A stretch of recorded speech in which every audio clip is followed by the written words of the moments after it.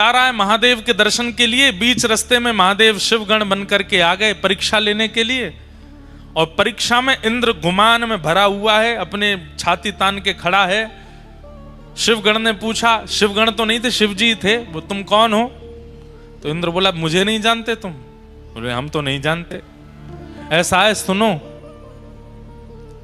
मेरे आंखों के आगे से चले जाओ और तप करो, तप करके कोई देवता प्रकट हो तो उससे पूछ लेना मैं कौन हूं, मैं अपना परिचय दूंगा तुमको। शिवगण बोले, ऐसे कौन हो तुम भैया जिसके लिए हमको तप करना पड़ेगा? बोले, वही तो, तप करके पता चलेगा कि मैं कौन हूं। अब सुनो, मेरा समय बर्बाद मत करो, सामने से हटो।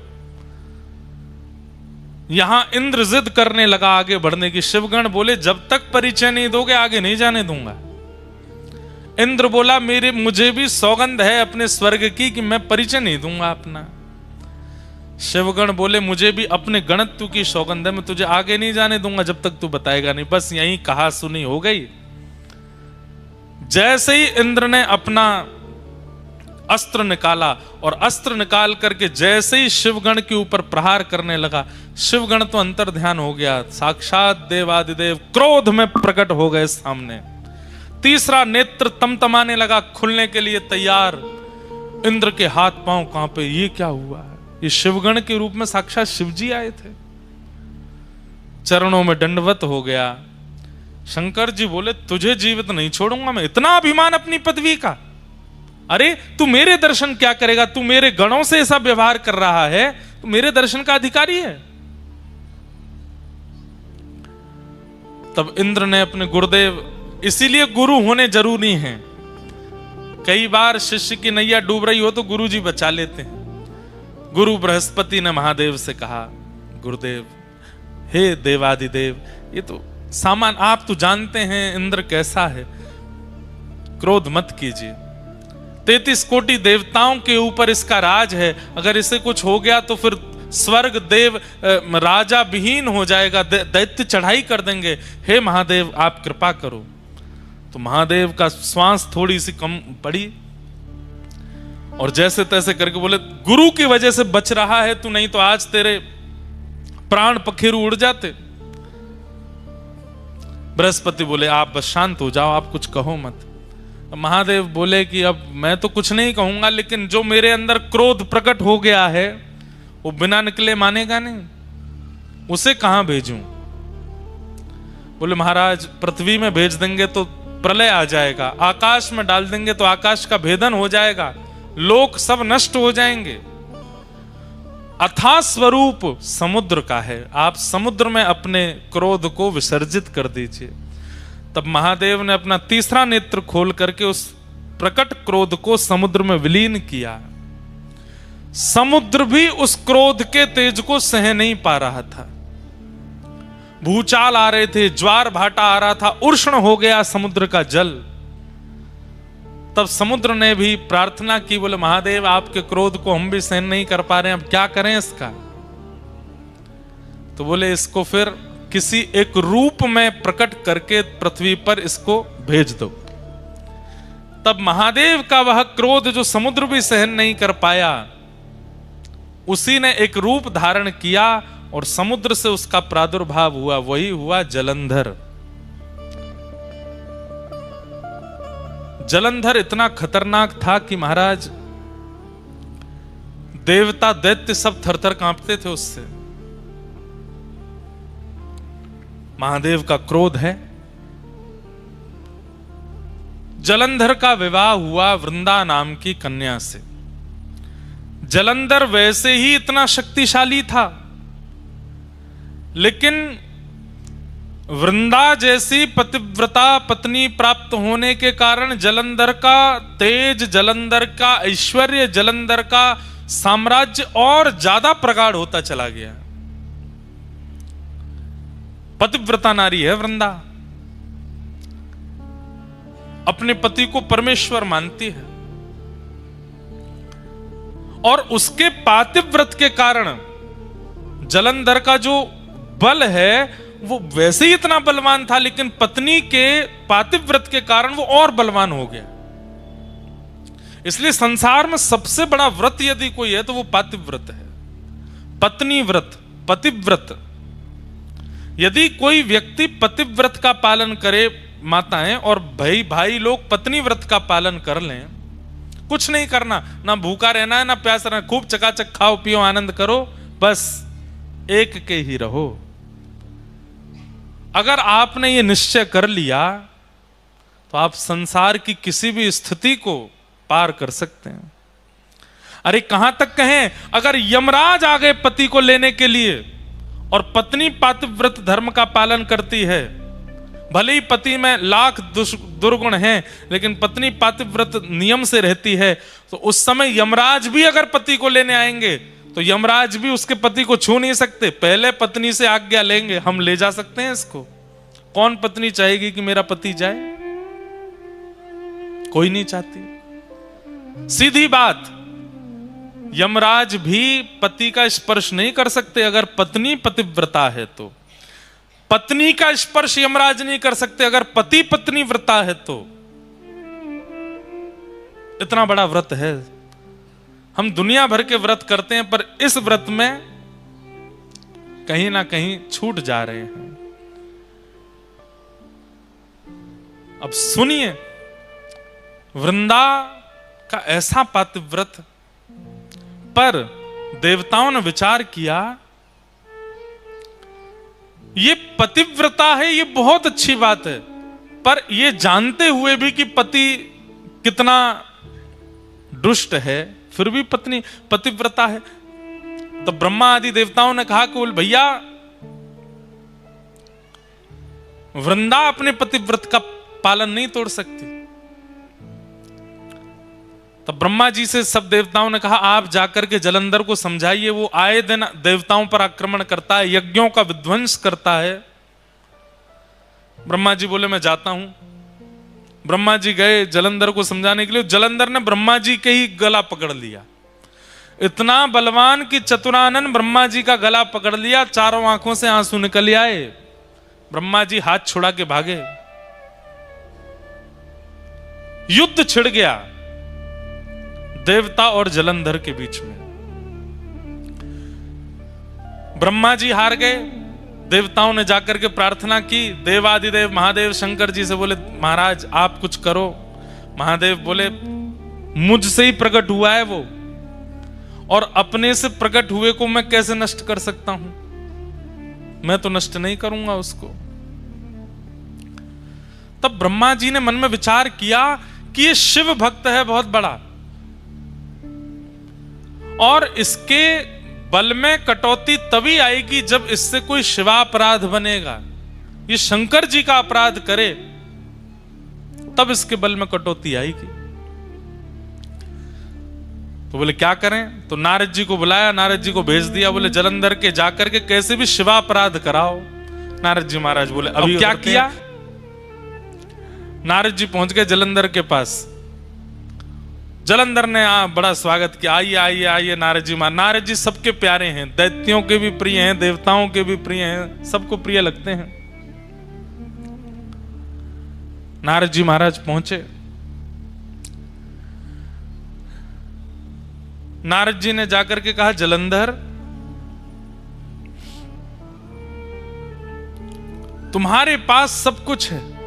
लोग श्री नारद जी महाराज से देवताओं ने कहा आप कुछ करो। बोले क्या करना है? बोले जलंधर से शिवापराध कराओ। जब तक ये शिव जी का अपराध नहीं करेगा तब तक इसको हराना मुश्किल है। तो अच्छा, शंकर जी भी कह चुके हैं कि मैं इसको मारूंगा नहीं। क्यों? क्योंकि मुझसे ही प्रकट हुआ है। देवताओं ने कहा कैसे भी करके इससे शिवापराध बने, और इससे शिवापराध बनेगा तो शंकर जी को आना पड़ेगा इससे युद्ध करने के लिए, और शंकर जी आएंगे तो इसका नाश निश्चित हो जाएगा। नारद जी बोले ये तो हमारे बाएं हाथ का खेल, अभी करते हैं। तुरंत पहुंच गए। नारद जी जैसे ही पहुंचे जलंधर ने प्रणाम किया। पूरी सभा खड़ी होकर के दंडवत करने लगी, जय हो नारद जी महाराज को प्रणाम। नारद जी बोले और जलंधर सब आनंद मंगल। बोले भगवान सब आपकी कृपा है, देखिए ना मेरा दसों दिशाओं में कैसा यश हो रहा है। देवता थर थर कांपते हैं मेरे कारण। मैं स्वर्ग की ओर दृष्टि कर लेता हूं तो स्वर्ग में भूचाल आ जाता है। मैं चाह जाऊं तो समुद्र में लहरें नहीं आती। मैं चाह जाऊं तो सूर्य उदय नहीं होते। मैं चाह लूं तो 7 दिन तक चंद्रमा को प्रकाश देना पड़ता है, शीतलता देनी पड़ती है। आपकी कृपा से सब कुछ है भगवान, कोई कमी नहीं है मेरे पास में। नारद जी बोले नहीं, तुम्हारे पास सब कुछ है, बस एक नहीं है। बोले क्या? अति सुंदर पत्नी नहीं है तुम्हारे पास। जलंधर बोला, अरे मेरी पत्नी वृंदा, आपने देखा नहीं उसको, कितनी सुंदर है। बोले ठीक है, सुंदर है तुम्हारी वृंदा पत्नी, पर इससे भी लाख गुना ज्यादा सुंदर एक है, वो तुम्हारे पास नहीं है। जलंधर तुरंत खड़ा हो गया, किसके पास है आप कहिए, और आप यहीं बैठे रहिएगा, मैं अभी लेके आऊंगा। बोले देव आदिदेव महादेव के बगल में विराजमान श्री पार्वती जी, वो हैं सबसे सुंदर। जलंधर पहले तो रुक गया, वे तो मेरे इष्ट हैं, मुझे उन्होंने प्रकट किया है, मैं उनकी पत्नी कैसे ला सकता हूं। जैसे ये थोड़ा संकोच में आया, नारद जी उठने लगे, बोले हमको पता था अभी तुम्हारी इतने दिग्गज नहीं हुए तुम। ठीक है, तुम्हारा बल है, तुम्हारा प्रकाश है, तुम योग्य हो, पर इतने अभी नहीं हुए हो। नहीं नहीं नहीं नहीं, आप रुकिए, बैठिए, मेरे इष्ट हैं तो क्या हुआ, सब पर विजय प्राप्त कर ली, अब इष्ट पर ही विजय प्राप्त करूंगा। और तुरंत महाराज अपनी तलवार सेना लेकर के सीधा, सबसे पहले तो उसने शुंभ निशुंभ को भेजा, जाओ जाकर के महादेव से कह दो मैं उनकी बड़ी प्रार्थना करता हूं, मैं उनको बहुत मानता हूं, मुझे युद्ध नहीं करना, वे मेरे राजी राजी अपनी पत्नी मुझे हवाले कर दें, मैं युद्ध नहीं करूंगा। शुंभ निशुंभ गए, प्रतीक्षा करता रहा, 5-6 दिन हो गए। पूछा, बोले भैया कहां है हमारे, वो दोनों गण गए थे। तो बोले वो लौट के ही नहीं आए, महादेव ने मार दिया उनको। अच्छा, इसका मतलब ये भयभीत नहीं है मेरे प्रकोप से, मेरे बल से, मुझे बताना पड़ेगा। और तुरंत महादेव पर भी चढ़ाई कर दी, युद्ध करने लगा, महादेव से युद्ध करने लगा। है तो स्वयं महादेव का ही तेज, महादेव का ही क्रोध। अब यहां महादेव के अंदर भी क्रोध है, और वह क्रोध किससे लड़ रहा है, अपने ही उतने ही बलशाली क्रोध से लड़ रहा है। जितना बल, जितना पराक्रम, जितना तेज, जितना योग्य महादेव का क्रोध है, उतना ही योग्य तो वह भी है, क्योंकि वो वही तो है जिससे वो लड़ रहे हैं। महादेव लड़ते लड़ते बोले भैया ये हमारा क्रोध ही तो है, दोनों 100 नंबर के ही हैं, हमारे अंदर जो क्रोध है और ये वही एक ही बात है, ये 1% भी कम हो तो इससे युद्ध किया जाए, ये पूर्ण परिपूर्ण वही है जो मेरे अंदर क्रोध है। तब सब देवता बोले अब तो एक ही उपाय है। बोले क्या? नारायण के पास चलो। तब शंख चक्र गदा पद्मधारी नारायण के पास गए और कहा भगवान अब आपको युद्ध भूमि में आना पड़ेगा, आप ही इसका नाश कर सकते हो, ब्रह्मा जी भी कर चुके, महादेव तो कर ही रहे हैं, अब आप और आओ। नारायण बोले अभी आते। शंख चक्र गदा पद्म धारण करके चतुर्भुज रूपधारी जैसे ही नारायण प्रकट हुए, जलंधर ने जैसे ही नारायण भगवान का दर्शन किया, तुरंत अस्त्र शस्त्र छोड़ दिए, चरणों में गिर गया, बोले जय हो जीजा जी प्रणाम। भगवान बोले ये क्या बोला? अब हमारे ठाकुर जी तो बड़े करुणावतार हैं, जैसे ही जीजा जी कहा ठाकुर जी ने तो अस्त्र शस्त्र अंतर ध्यान कर दिए। बोले भैया सब देवताओं क्षमा करो। बोले क्यों? साले साहब हैं हमारे। पर स्वयं भगवान ही बोले ए जलंधर तू हमको जीजा बोला क्यों, पहले ये तो बता। महादेव का जब क्रोध प्रकट हुआ इंद्र के ऊपर, और जब वह क्रोध इंद्र पर ना डाल पाए तो कहां भेजा उस क्रोध को? बोले समुद्र में। और आपकी पत्नी लक्ष्मी जी कहां से प्रकट हुई है? बोले समुद्र से। तो इस नाते में भैया हुआ ना उनका, आप मेरे जीजाजी हो गए। नारायण भगवान बोले भाई बढ़िया संबंध निकाला। देवताओं से कहा भैया आई एम सॉरी, अब इसको नहीं मारेंगे हम, ये तो हमारा साला है। अच्छा, उसने जीजाजी कहकर के प्रणाम जो किया तो लक्ष्मी भी प्रकट हो गई। अरे मेरे भैया, देवता तो बड़े भयभीत हो गए, बोले कि भाई अब क्या होगा। तुरंत ले गए नारायण भगवान को अपने घर में जाकर के स्थापित कर दिया।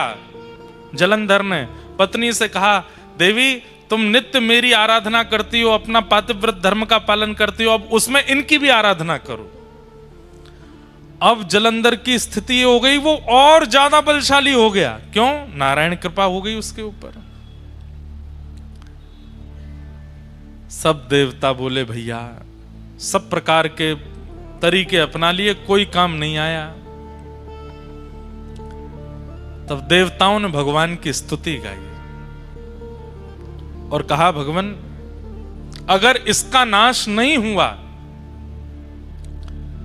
तो पृथ्वी नष्ट हो जाएगी कुछ दिनों में। पृथ्वी नष्ट नहीं, आप विचार कीजिए, जो अपने इष्ट, अपने प्रकटकर्ता महादेव से युद्ध करने के लिए खड़ा हो सकता है, कल को वो आपसे युद्ध नहीं करेगा। अरे इसका बल जितना बढ़ता चला जाएगा, ये उतना ही अपने आप को श्रेष्ठ मानता हुआ सब पर हावी हो जाएगा और एक दिन भगवान पदवी प्राप्त करने के लिए भी कुछ भी कर बैठेगा। इसका नष्ट करना बहुत जरूरी है। तब भगवान ने मूल बात बताई। क्या बात? ध्यान से सुनिएगा। बोले, ना तो महादेव का क्रोध इसके काम आ रहा है, ना ही ब्रह्मा जी की कृपा इसके काम आ रही है, ना ही मेरे इसके घर में विराजने से इसका बल बढ़ रहा है। इसके बल का मूल स्रोत है इसकी पत्नी का पातिव्रत। देवताओं को भगवान ने समझा दिया। बोले, कितना बड़ा व्रत है पातिव्रत। एक पत्नी यदि पतिव्रता हो जाती है तो तीनों देव लग जाते हैं उसको हराने में, लेकिन उस व्यक्ति का बाल बांका नहीं कर पाते। ये पातिव्रत का बल है और इसका पातिव्रत जब तक नष्ट नहीं होगा तब तक इसका कुछ नहीं बिगाड़ पाएंगे। पातिव्रत नष्ट नहीं करना है, पर अगर व्रत से किसी गलत व्यक्ति का बल बढ़ रहा है तो उस व्रत को समाप्त करना पड़ता है। क्या करें? तो भगवान बोले, अब हमको वृंदा को उसके पातिव्रत का फल देना है। और पातिव्रत का फल क्या है? कि पति रूप में साक्षात ठाकुर जी प्राप्त हो जाएं। ये पातिव्रत का फल है। और पातिव्रत के फल के रूप में जलंधर का रूप धारण करके स्वयं श्रीमन नारायण वृंदा के समीप आ गए। बंधुओं, ये वृंदा का पातिव्रत का फल मिला है उसको, कि सामान्य पति नहीं है जिसके लिए मीराबाई कहती हैं श्री गोपाल जी पति बन करके आ जाएं। ये तो मीराबाई की इच्छा है। इसके लिए मीराबाई कितनी रोई हैं, कितनी पीड़ा में रही है, तब जाकर के ठाकुर जी ने उनको वो फल दिया। आज वृंदा को वो फल क्यों दे रहे हैं? क्योंकि उसका पातिव्रत श्रेष्ठ है। और भगवान ही जलंधर के रूप में आकर के वृंदा के सामने खड़े हो गए और जैसे ही अपने पति के अलावा अन्य की चरणों में प्रणाम करके उनका तिलक किया, उनकी आरती उतार करके, न्योछावर करके, जल उबार करके, प्रसाद पवा करके उच्छिष्ट पाया, वहां जलंधर जिसके लिए वो पातिव्रत करती थी उसका बल क्षीण होने लगा। क्यों? क्योंकि अब एक प्रकार से जिसके लिए व्रत था, जिसके लिए नियम था, जिसको निहारती थी, जिसके लिए सब कुछ करती थी, वो तो अब ठाकुर जी बन के आ गए ना, तो ठाकुर जी के लिए हो गया। जैसे ही ठाकुर जी के लिए व्रत हुआ, जलंधर के लिए जो व्रत हो रहा था उसका नाश हो गया और वहां रणभूमि में देवताओं के द्वारा जलंधर का वध हो गया। जलंधर का सर धड़ से अलग हुआ और सर से धड़ से सर अलग होकर के सीधा आके पड़ा वृंदा की गोद में। जैसे ही अपने हाथ में अपने पति का मुख देखा, देख करके विचलित हो गई। सामने देखा तो सामने जलंधर बैठा है और गोद में देखा तो मुखमंडल है। तुरंत रोने लगी, आप कौन हैं? मुझे अपना रूप दिखाइए। तुरंत शंख चक्र पद्मधारी ठाकुर जी प्रकट हो गए। वृंदा, तेरे पातिव्रत से प्रसन्न होकर के मैंने तुझे फल दिया, तेरे पति रूप में मैं ही आया हूं। वृंदा बोली, मेरा सौभाग्य कि आप मेरे पति रूप में आए, लेकिन आप छल करके क्यों आए? आप अपने वास्तविक रूप में आकर के मुझे स्वीकार कर लेते। मेरे पति का रूप धारण करके आपने मेरे पातिव्रत को नष्ट क्यों किया? ठाकुर जी बोले, अगर हम वास्तविक रूप में आते तो तुम इतनी बड़ी पतिव्रता हो कि हमको स्वीकार ही नहीं करती, इसलिए हमको तुम्हारे पति का रूप धारण करके आना पड़ा। और सही बात, मूल बात तो यह है वृंदा, तुम्हारे पातिव्रत के कारण तुम्हारे पति का बल इतना प्रकट हो चुका था कि वो पूरे पृथ्वी का, पूरे ब्रह्मांड का नाश कर देता, इसलिए तुम्हारा पातिव्रत टूटना बहुत आवश्यक था। वृंदा बोली, आपने मेरा पातिव्रत नष्ट कर दिया? बोले जी। अब मैं आपको श्राप देती हूं, क्या? या आप पत्थर बन जाओ, आप एक शिला का रूप धारण कर लो। भगवान बोले, तब भी हम तुम्हें तो नहीं छोड़ेंगे, तुम भी एक तुलसी का पौधा बन जाओ। तुम संग रहोगी तो पाएंगे, तुम संग रहोगी तो बैठेंगे, तुम संग रहोगी तो पिएंगे, क्योंकि तुम्हारे पातिव्रत से प्रसन्न होकर हमने तुमको अब चुन लिया है। अब तुम चाह करके भी हमसे दूर नहीं जा पाओगी। हमारे बिना तुम नहीं रहोगी और तुम्हारे बिना हम नहीं रहेंगे। भगवान एक लीला में कितनी लीलाएं प्रकट करते हैं हम नहीं जानते। एक वैश्या ने भगवान के लिए तप किया और तप करके जब भगवान प्रकट हुए तो भगवान से वरदान मांगा, जैसे श्री यशोदा जी को आप सुख देते हैं, उनकी कोख से आप जन्म लेते हैं, जैसे कौशल्या जी के गर्भ से आप जन्म लेते हैं, ऐसी मेरे गर्भ से भी आपका जन्म हो, ऐसी कृपा कर दो। भगवान बोले, कौशल्या जी के गर्भ से, यशोदा जी के और देवकी मैया के गर्भ से तो हम एक ही बार जन्मे, पर हम तुम पर कृपा करते हैं कि हम तुम्हारे गर्भ से जन्म लेते ही रहेंगे। एक जन्म नहीं, अनेक जन्म होंगे। कैसे? बोले, तुम गंडकी नाम की नदी बनोगी और वृंदा के श्राप से हम शालिग्राम बनेंगे। और जब तक पृथ्वी पर सूर्य चंद्र हैं, जब तक पृथ्वी का अस्तित्व है, तब तक गंडकी में से हम प्रकट होते ही रहेंगे, आते ही रहेंगे, जीव मानव पर कल्याण करते रहेंगे। तो यहां वृंदा ने श्राप दिया कि आप पाषाण बन जाओ। सब घबरा गए। ठाकुर जी बोले, बिल्कुल चिंता मत करो, ये भैया सब हमारी लीला ही है। ये पाषाण का श्राप देगी तभी उस वैश्या के वरदान को हम पूर्ण कर पाएंगे। वो नदी बन करके गंडकी आ गई, अब हम जा रहे हैं, हम शालिग्राम बन के आएंगे, लेकिन हमारी भी शर्त है। क्या? तुम भी एक तुलसी का झाड़ बनोगी और जब तक तुम नहीं पधराई जाओगी तब तक हम प्रसाद नहीं पाएंगे, तब तक हम जल नहीं पिएंगे, तब तक हम कुछ भी नहीं करेंगे। अरे आसन पर भी जब तुम रखी जाओगी तो ही बैठेंगे, तो नहीं बैठेंगे। एक क्षण के लिए भी तुलसी शालिग्राम जी से दूर नहीं होती। ये भगवान ने वरदान दिया। एक राक्षस ने भी भगवान की तपस्या की, तपस्या करके ठाकुर जी से मांगा। भगवान जब प्रकट हो गए, वरदान मांगो, क्या चाहिए? राक्षस बोला, प्रसन्न हासा रुड़लो चलो लसत। जब आप ठाकुर जी मुस्कुराते हैं तो आपके गाल बड़े प्यारे लगते हैं मुझको। राक्षस मांग रहा है। भगवान बोले, तो वरदान तो मांगो, क्या चाहिए? बोले कि प्रभु, मैंने बहुत कुछ खाया अपने जीवन में, बड़े बड़े जीव खा लिए, बड़े बड़े जंतु खाए, मानव भी खाए, देवता दैत्य भी खाए, अब आपको खाने का मन कर रहा है। भगवान बोले, तू मुझे खाने के लिए तपस्या कर रहा था?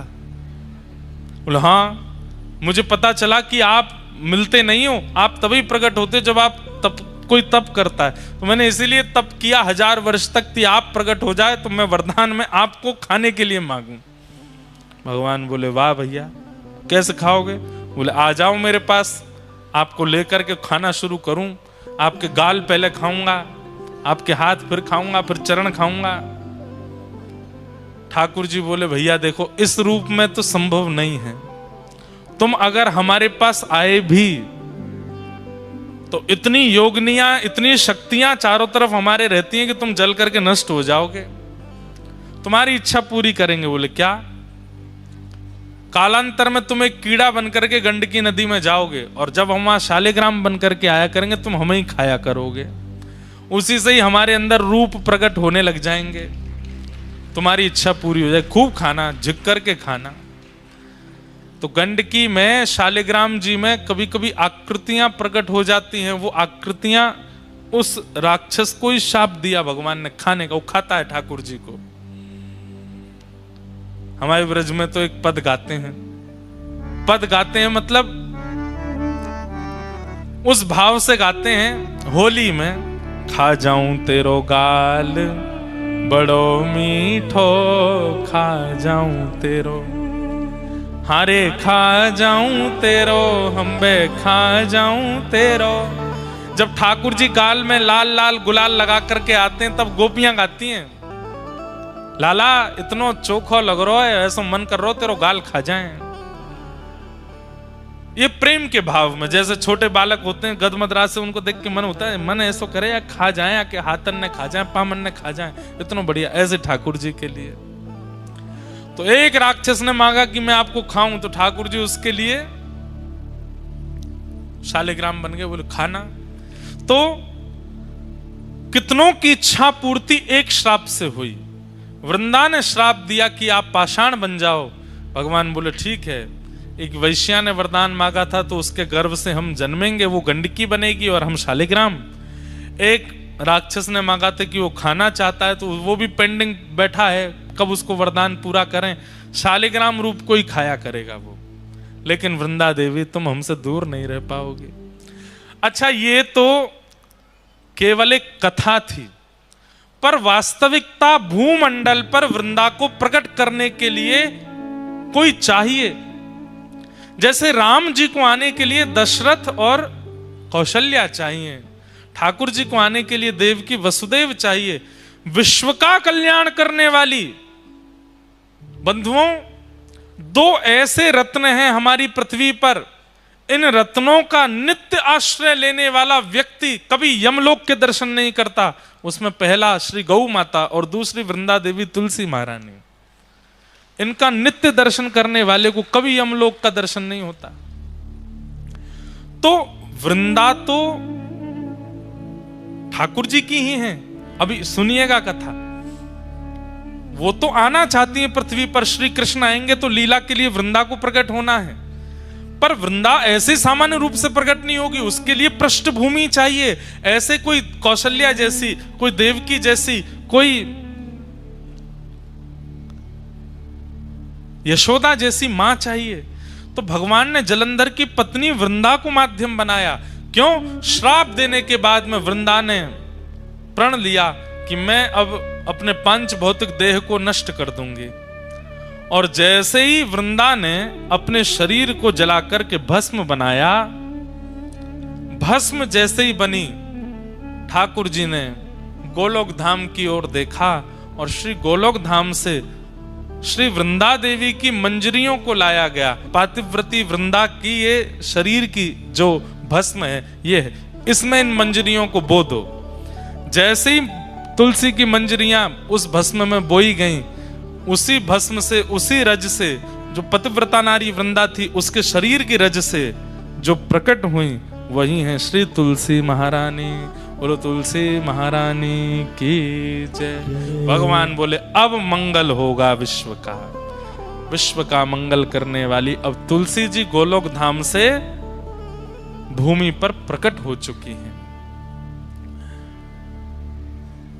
सामान्यतया तुलसी जी को नहीं लाया गया, तुलसी जी के लिए कितना बड़ा योजना बनाई गई।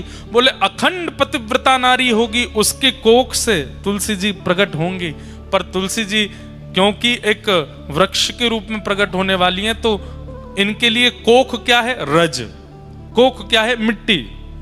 और वो कैसे बने? बोले एक पतिव्रता नारी जब अपने शरीर का त्याग करके रज बन जाएगी तो उससे प्रकट होंगी तुलसी। तो वृंदा जी की रज से तुलसी महारानी प्रकट हुई। और तभी देवी देवता प्रकट हो गए। क्यों? नारायण भगवान तो धीरे धीरे पाषाण बन गए, शालिग्राम बन गए, और यहाँ वृंदा महारानी तुलसी जी के रूप में प्रकट हो गई। तुरंत देवी देवता आए, आकर के गठबंधन किया और तुलसी शालिग्राम जी का विवाह कर दिया, दोनों को एक कर दिया आज ही के दिन। इसलिए आज तुलसी शालिग्राम विवाह महोत्सव भी है, तुलसी शालिग्राम जन्म महोत्सव भी है। आज शालिग्राम जी की जन्म तिथि भी है, तुलसी जी की जन्म तिथि भी आज ही के दिन प्रकट हुई है, आज ही के दिन इनका प्रादुर्भाव हुआ है। ऐसी वृंदा महारानी तुलसी महारानी को हम बारंबार प्रणाम करते हैं, शालिग्राम प्रभु को हम बारंबार वंदन करते हैं। बंधुओं, हमारे कई शास्त्रों के अनुसार माताएं शालिग्राम जी की पूजा नहीं करती, पर माताओं को विशेष रूप से तुलसी जी की पूजा करने का अधिकार है। भाई लोग शालिग्राम जी की पूजा करें और माताएं तुलसी जी की आराधना करें, शालिग्राम जी से भी अधिक फल मिलता है तुलसी जी की पूजा करने से। कहते हैं जिस घर में तुलसी जी विराजमान होती हैं उस घर में कभी यमराज नहीं जाते। जिस घर में तुलसी जी की आराधना होती है विधिवत रूप से, उस घर में पितरों को तर्पण आदि किया जाता है, पितरों का पिंडदान आदि किया जाता है। पर वास्तविकता में जिस घर में तुलसी हरी भरी खूब मात्रा में विराजमान होती हैं, उस घर के पितृ मुक्त हो ही जाते हैं। जिस घर में चंदन घिसने के बाद में तुलसी जी को थोड़ा सा, तुलसी जी की जो काष्ठ होता है या तुलसी जी का पत्र घिस करके चंदन में अगर मिला दिया जाए थोड़ा सा, और उसको ठाकुर जी को निवेदित किया जाए, फिर ठाकुर जी को निवेदित करने के बाद अपने अंग पर लगाया जाए, तो जन्म से लेकर के तुलसी अंकित चंदन लगाने तक, उस दिन तक जितने पाप बने सब नष्ट हो जाते हैं तुलसी जी का चंदन लगाने से। तुलसी जी के जो काष्ठ हैं, तुलसी जी की जो लकड़ी होती है, हमने परम पूजनीय प्रातः स्मरणीय श्री मलुकपीठ वाले महाराज जी को देखा।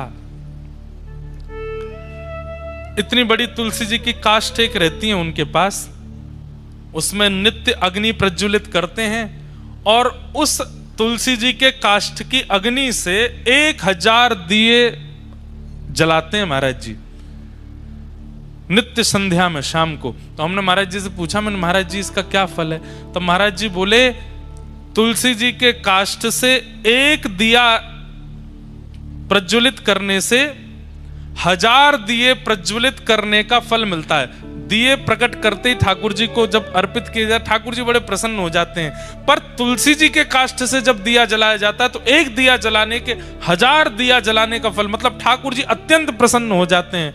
लेकिन महाराज जी 1000 दिए जलाते हैं नित्य एक तुलसी काष्ठ से, और इतने छोटे छोटे छोटे छोटे दिए 1000 दियों का एक इतना बड़ा बना लेते हैं, उसको प्रज्वलित करते हैं और फिर ठाकुर जी की आरती करते हैं। उससे ठाकुर जी इतने प्रसन्न होते हैं उससे।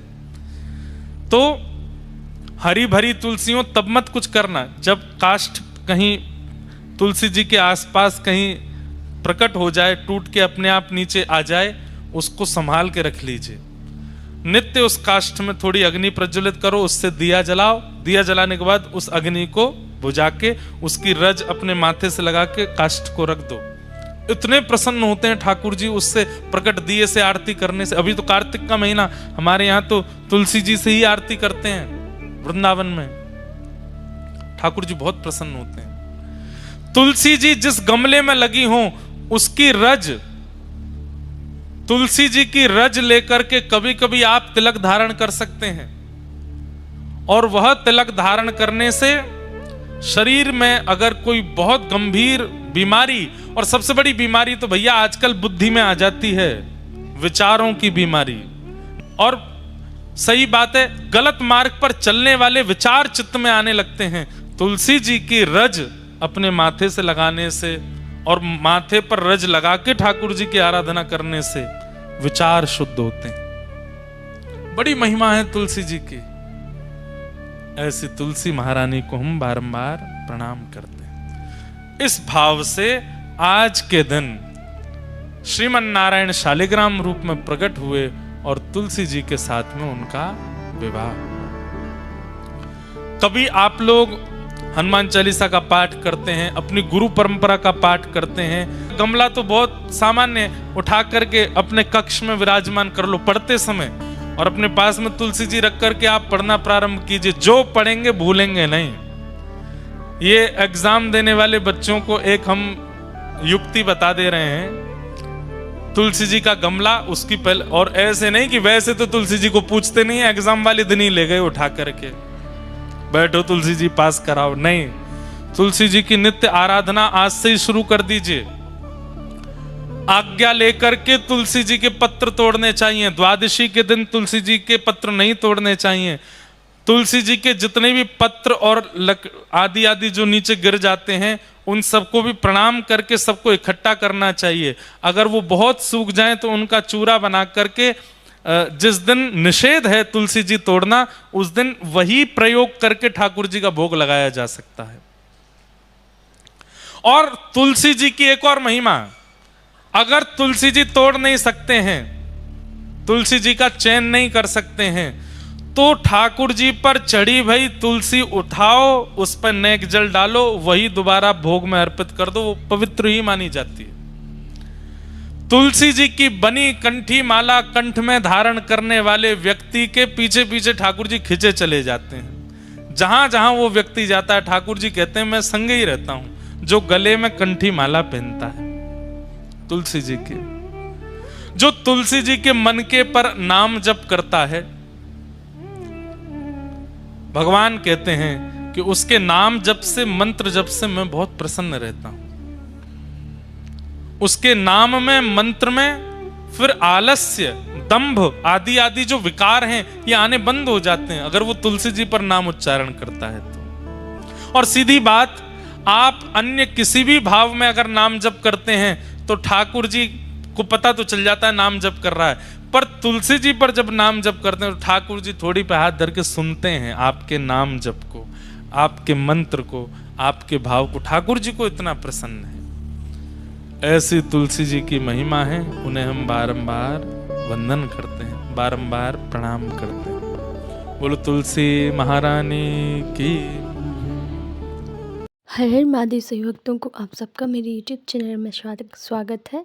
हमने इंद्रेश उपाध्याय जी के श्रीमुख से बहुत ही अद्भुत कथा प्रसंग का श्रवण किया। अगर आपको ये वीडियो अच्छा लगा हो तो प्लीज़ वीडियो को लाइक कमेंट जरूर करें, और ऐसे ही वीडियो देखने के लिए चैनल को सब्सक्राइब करें। हर हर महादेव। धन्यवाद।